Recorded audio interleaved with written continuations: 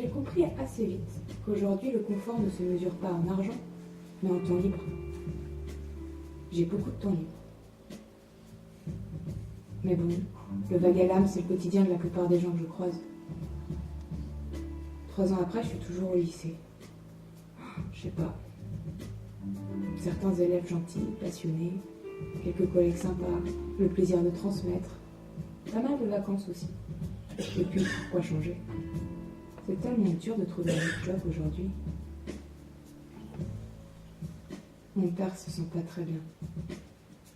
Il est constamment faible. Il a du mal à dormir, il perd l'appétit, il a des maux de ventre, aussi des courbatures dans le dos. J'ai remarqué que beaucoup d'hommes trouvent attirantes les filles qui s'élèvent aux stars inaccessibles, plus que celles qui expriment leur besoin d'amour, de tendresse, enfin, je sais pas ce qu'ils veulent. Toi, malgré tous tes amis sur Facebook, t'es plutôt seul en ce moment, non? Qu'est-ce que t'en sais? C'est complètement faux. Je vois des tas de potes, je refuse plein de propositions, je reçois des tas de messages. Mais c'est dégueulasse de dire ça. Excuse-moi, Jonas, mais t'es vraiment con. Tu trouves pas ça violent pour quelqu'un qui défend les relations bienveillantes avec les autres? Mais laisse tomber la fiat, c'est pas grave. Excuse-moi, mais ce que je voulais dire, c'est que tous ces textos, ces likes que tu reçois, qu'est-ce que ça prouve en termes d'amour, d'amitié et de sensibilité? Non, je regrette. Tu me trouves peut-être conne, mais grâce à Facebook, moi j'ai retrouvé des tas d'amis que j'avais perdu de vue. J'ai rencontré des tas de gens que j'aurais jamais rencontrés sans ça. J'ai passé plein de soirées super. Ça me fait du bien quand il y a des gens qui pensent à moi. Mais pour te dire quoi, putain? J'ai trouvé hyper mignon sur ton profil. Je kiffe à mort ton prénom. C'est trop cool que tu sois bi. J'ai adoré la 2e saison de Cool Life. Mais arrête, tu vas pas nous refaire le procès de Facebook pour la 250e fois, ça va. Tu touches avec ton doigt une surface tactile. Tu ne réfléchis plus. Tu ne vis plus qu'une relation virtuelle. Tous tes autres sens, la vue, le goût, l'odorat, l'ouïe sont morts. Tu n'es plus qu'un doigt, une prothèse de ton ordinateur. Le chemin sur lequel tu parviendras à te rencontrer croisera toujours celui de l'amour et de la poésie. Je ne savais pas trop quoi me répondre. Mais ce dont j'étais de plus en plus convaincu à cet instant, c'était que la compétition, la concurrence permanente était de vraies saloperies qui pourrissaient mon existence et celle des gens que je fréquentais. Alors j'ai pris la décision implicite de me donner chaque jour des temps d'errance, de rêverie, de réflexion. Je supportais plus de vivre dans la peur permanente de rater ceci ou cela. Je voulais reconquérir mon temps intime, que je filais à n'importe qui et pour n'importe quoi. J'ai commencé à acheter quelques bouquins de poésie, des bouquins de philo et des romances. Je voulais plus connaître ce sentiment d'urgence dès mon réveil. La vitesse, la précipitation, le zapping perpétuel me faisaient vivre à un rythme aussi délirant qu'illusoire. Non mais t'as vraiment rien remarqué? Chez toi? Mais non, chez moi. Ça se voit pas encore. Ah, mais c'est génial, tu dois être super heureuse. Mais ça fait combien de temps? 2 mois. C'est trop bien. Jonas, t'es content, j'imagine. C'est une super nouvelle. Je suis heureuse pour vous. Qu'est-ce que ça fait, Jonas? Je sais pas trop, c'est encore très nouveau. Putain, vous êtes des rapides, vous. Alors, voilà naissance de qui? Une fille, un garçon? Comment vous allez l'appeler? On veut pas savoir, ce sera la surprise. Ah bah alors, au bébé. Au bébé. Et à ma nouvelle piole. C'est ça, ouais, ta nouvelle piole. J'ai bien conscience que mon image et mon statut de femme maghrébine, s'il m'a pénalisée dans ma vie privée et sociale, force est de reconnaître qu'il m'a aussi aidée à entrer dans la vie politique. Grâce à la discrimination positive, comme ils disent. Quand je lui ai annoncé que j'étais enceinte, alors qu'on s'endormait dans les bras l'un de l'autre, sa réaction a été brutale. Il s'est rhabillé rapidement et est sorti sans dire un mot. Il est revenu 4 jours plus tard, calme. Il m'a dit « Je me sens trahie et piégée. Je ne sais pas si j'arriverai encore à t'aimer, mais je vais essayer. » Je lui ai répondu « Si tu m'aimes, tu n'essaies pas. Tu m'aimes, c'est tout. » Si t'es épuisé, tu devrais t'arrêter quelques jours. Ouais, je sais. Tu repars quand, toi? Pas tout de suite. J'ai envie de rester 1 ou 2 semaines avec toi, mais regarde. Dès qu'il sera né, tu pourrais me rejoindre au village. Tu verras le chantier et mes potes. Je suis sûr que tu tomberais sous le charme. Mais à quoi ça nous mènerait, Jonas?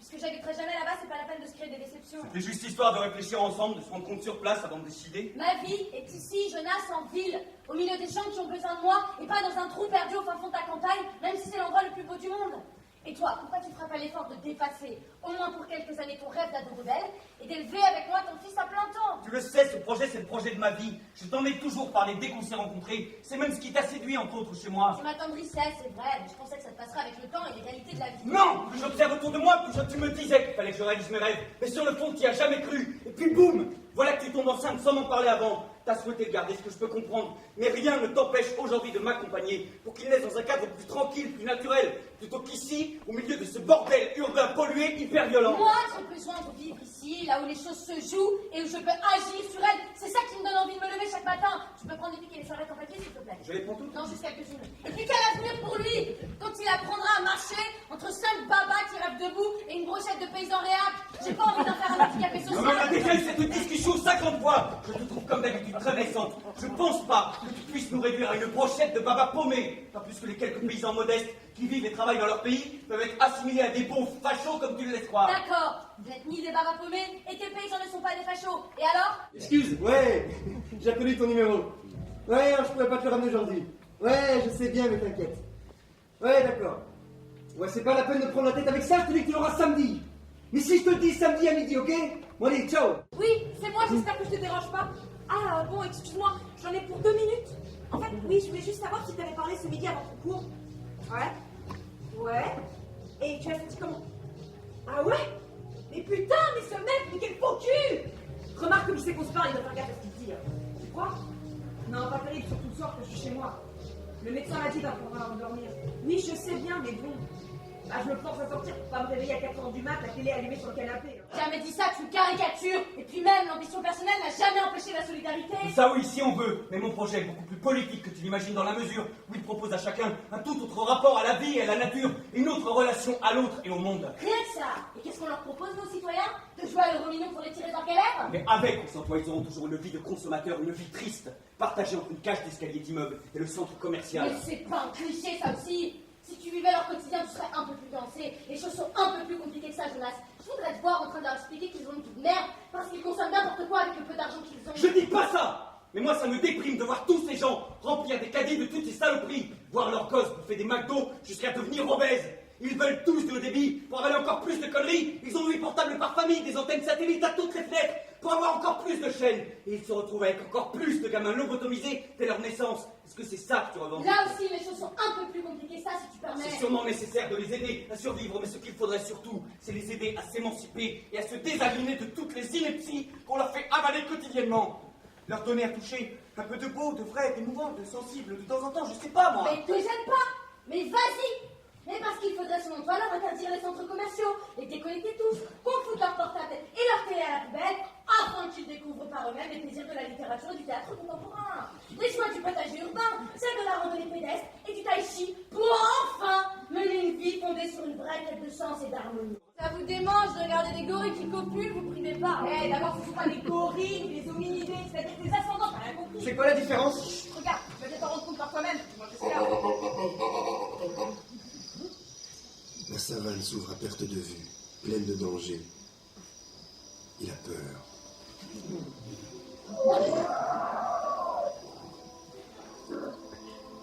Il pourrait renoncer et attendre, mais un extraordinaire instinct de survie l'habite. Tu vois, Robin, la domination masculine, ça date pas d'hier. Ça doit être dans nos gènes. Je crois pas. Bah pourquoi? Ils sont essentiellement gérés par leur cerveau reptilien. C'est quoi le cerveau reptilien? C'est la partie de ton cerveau qui contrôle tes instincts de survie. Boire, manger, dormir, te protéger, te reproduire. Si tu veux rester en vie, ça commence par là. Mais l'autre cerveau, il sert à quoi? À tout le reste, la pensée, la culture, l'humour, l'amour. Si t'as déjà mangé quand tu sais où dormir. Non, contrairement à ce que tu penses, je suis plutôt à contre-courant de la plupart des gens aujourd'hui. Ah bon? Pour un rebelle, t'as pas trop de problèmes pour te nourrir, te loger. Tu rencontres pas trop de difficultés pour t'habiller, t'as le temps de sortir, de cultiver, et pour l'instant, t'as même pas le moindre enfant à charge.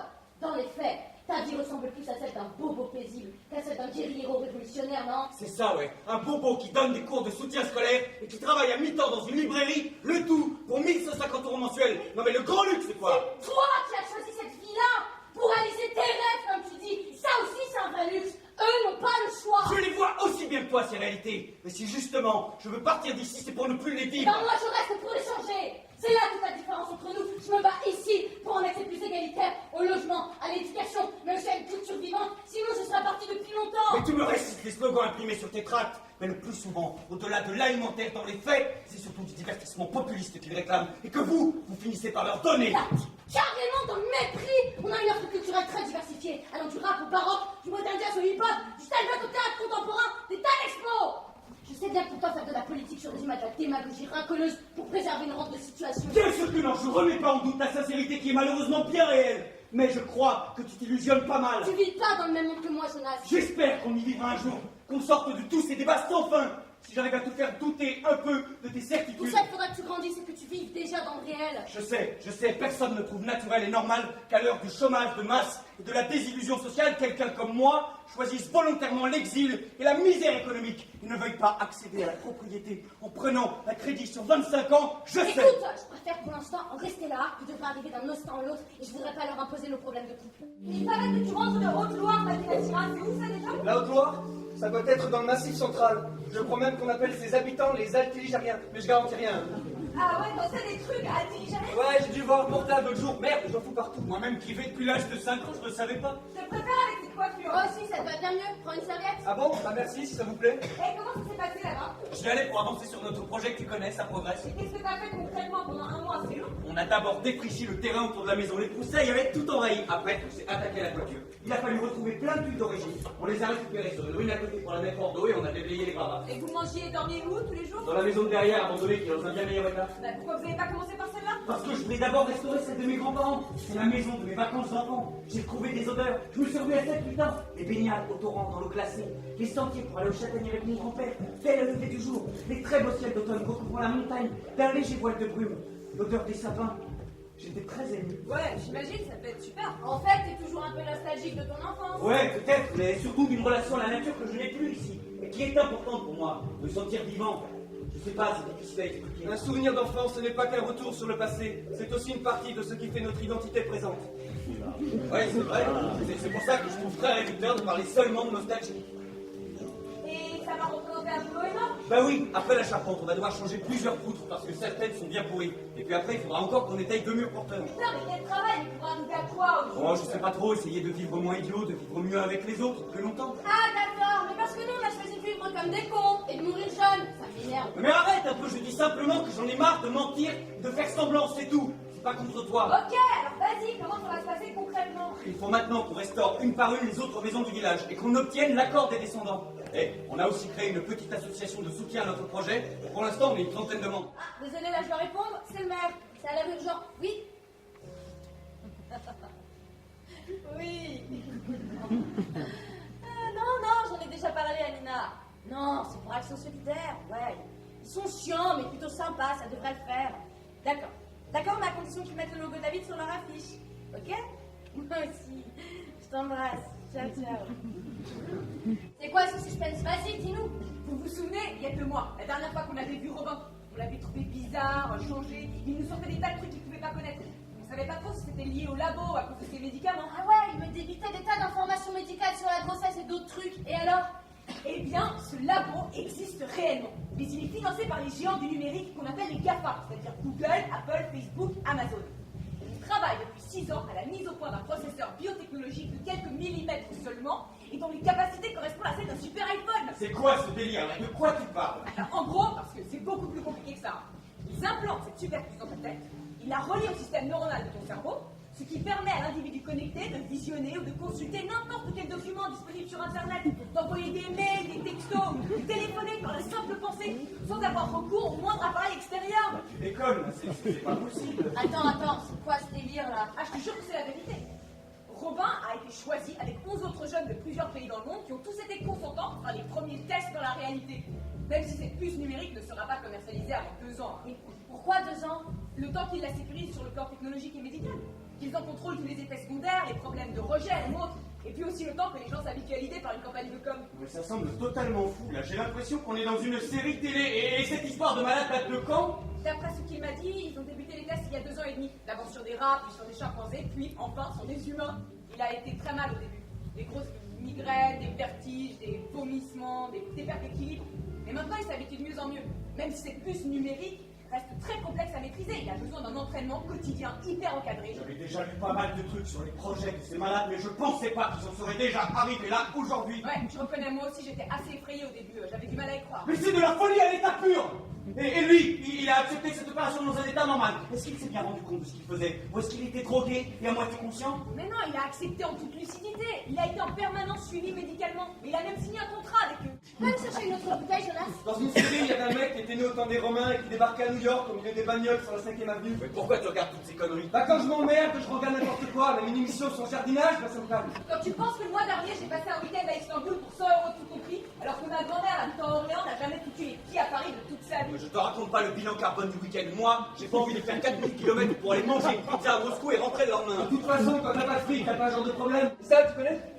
Non, j'aime pas trop la musique Flavien Randy. Pour moi, la musique c'est d'abord l'instrument, c'est une question de vibration physique, tu vois. Parce que pour toi, l'électro, c'est pas de la musique. Le jour où t'arriveras à faire groover des rythmiques comme eux, tu m'appelles. Ouais, peut-être, mais c'est pas trop mon style. C'est quoi ton style? Moi j'aime bien tout ce qui est latino-américain, mais j'aime Pour aussi. moi, la musique, ça a pas de pays. J'ai entendu un mec qui disait la musique, c'est exprimer l'inexprimable. Sans musique, la vie serait une erreur. Je crois que c'est Nietzsche qui disait ça. Je suis assez d'accord avec Nietzsche, c'est bien la première fois. Tu veux que je te prête un bouquin? Ouais, si tu veux, mais je sais que je dirai pas. Ouais, t'as raison, la musique ça s'écoute pas avec le cerveau. J'imagine qu'Alice vous a dit. Vous a dit quoi? Bah, qu'on sortait ensemble depuis un mois. Ah ouais, Ah il oui. vous l'a dit. On est super contents pour vous deux.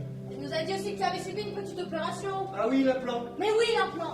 Comment ça s'est passé? Je suis resté 3 jours à la clinique, ils m'ont fait une anesthésie, je me suis réveillé 2 heures après, j'ai rien senti. Je peux voir ta cicatrice. Si tu veux, t'auras du mal à la voir, c'est très petit. Alors comme ça, t'es devenu un cyborg? Non, tout au plus, un humain légèrement augmenté. Tu plaisantes, t'as aujourd'hui un mini-ordinateur dans la tête. Et tu dis légèrement augmenté. Oui, mais qu'il peut déconnecter à tout moment quand il le veut, comme toi quand tu coupes ton portable. Est-ce qu'il peut l'enlever cette puce s'il en a envie? Bien sûr, sans problème. Ça relève de sa responsabilité. Il est majeur et consentant comme ils seront très vite des millions d'hommes et de femmes qui achèteront cette extension. Ils pourront se résilier leur contrat, continuer à vivre et à parler comme ils le faisaient avant. Parce que le désir d'aller au-delà de ses limites biologiques et de dépasser sa condition de simple mortel est aussi vieux que l'humanité. Tu vois bien que c'est plus toi qui parles là, c'est ta puce qui te dit que la réponse toute faite. Non, pas du tout, je peux aussi te dire aussi qu'avant-hier, avec Alice, nous avons dîné dans un super resto italien. Que je lui ai dit que pour la première fois de ma vie, j'étais amoureux. Que j'adore son sourire, ses cheveux, sa façon de bouger, et la manière dont elle joue avec ses lèvres avant de parler. J'aime ces instants magiques où nos regards se croisent et où l'envie de ton corps me submerge.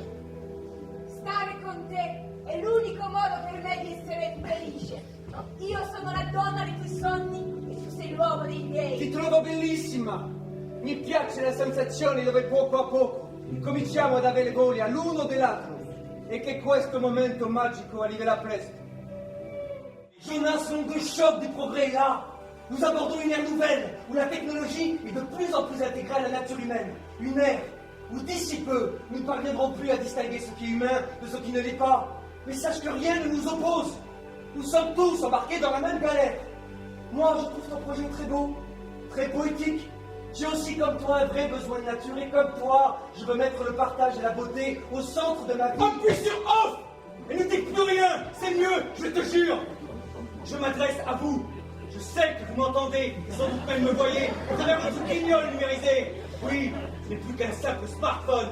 Vous, les cafards, les milliardaires du numérique, pitoyables apprentis sorciers, en faisant rentrer votre technologie à l'intérieur du cerveau humain, vous avez franchi la première étape d'un anthropocide, un crime contre l'humanité entière, la destruction méthodique de l'espèce humaine sur la planète. Vous érigez votre néofascisme fait de futurologie, de nanotechnologie, de génétique, de robotique, d'intelligence artificielle, en transhumanisme, comme si l'humain pouvait dépasser l'humain. Mais vous ne réinventez en fait qu'un eugénisme beaucoup plus mortifère. Vous êtes aujourd'hui les exterminateurs de l'humain sous le regard complaisant, sinon complices, des politiques, des banquiers d'affaires, d'intellectuels, de journalistes, de chercheurs en mal de publicité, de transgression novatrice. Vos mensonges cyniques ne trompent personne, pas même vous.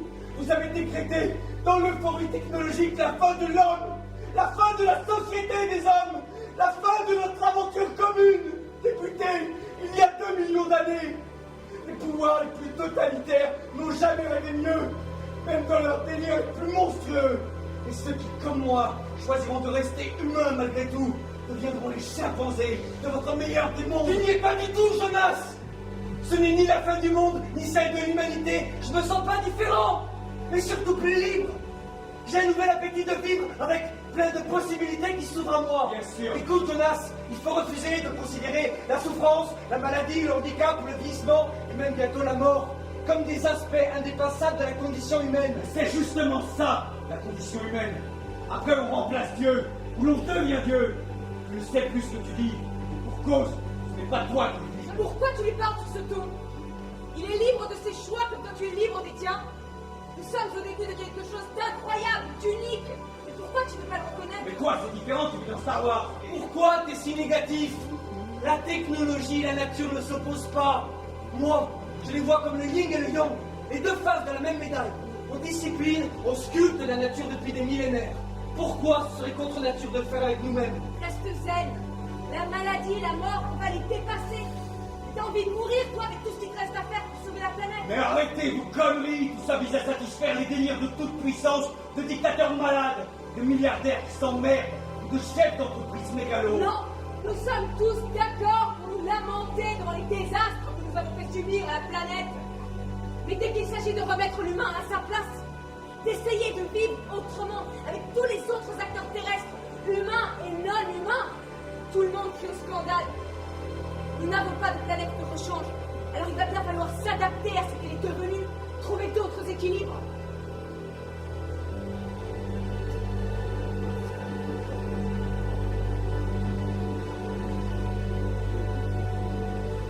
Nous vivrons en harmonie avec tous ceux qui l'habitent. Les animaux, les cyborgs, les plantes et les humains. Oui, avec les forêts, les drones et les zones humides, les peintures rupestres, les robots et les océans. Avec les fleurs, Robin, les ordinateurs quantiques, les Indiens d'Amazonie, avec les clones, les virus, les glaciers et les champs de coquelicots. Tu vas voir, nous allons réinventer notre propre humanité. Nous entrons dans l'ère post-naturelle, Alice. Il ne faut plus se situer entre culture et nature. Ça n'a plus de sens aujourd'hui. Robin, le pluriel est en tout et partout. Nous devons l'accepter si nous ne voulons pas disparaître. Alice, la peur et l'amour m'ont mené vers toi. Nous avons devant nous une vie d'imprévu, de plages désertes, de rires, de fenêtres ouvertes sur le monde. Je t'attendrai tel que je suis, fragile et tendre. Moi aussi, je t'attendrai, mon amour. On va s'aimer 2000 ans. L'homme n'est ni maître ni esclave de la nature. Il est la nature. Cela peut paraître ridicule, mais je crois encore en l'humain. J'ai la conviction que seul l'amour et la fraternité sont les véritables forces qui nous permettront de rendre possible ce que nous croyons aujourd'hui impossible. Je vis ici sur Terre. Mon souffle s'étend à l'infini autour de moi. Des musiques s'élèvent en résonance avec toutes les beautés de l'univers. Et là, enfin, peut naître la poésie. Je sais que penser peut être dangereux, difficile, douloureux, mais je crois qu'il est encore plus dangereux de refuser de penser. Parce que c'est ouvrir la porte à toutes les folies du monde, à tous les tyrans, les démagogues, les délires technologiques providentiels. Je voudrais m'arracher à la confusion, au désarroi,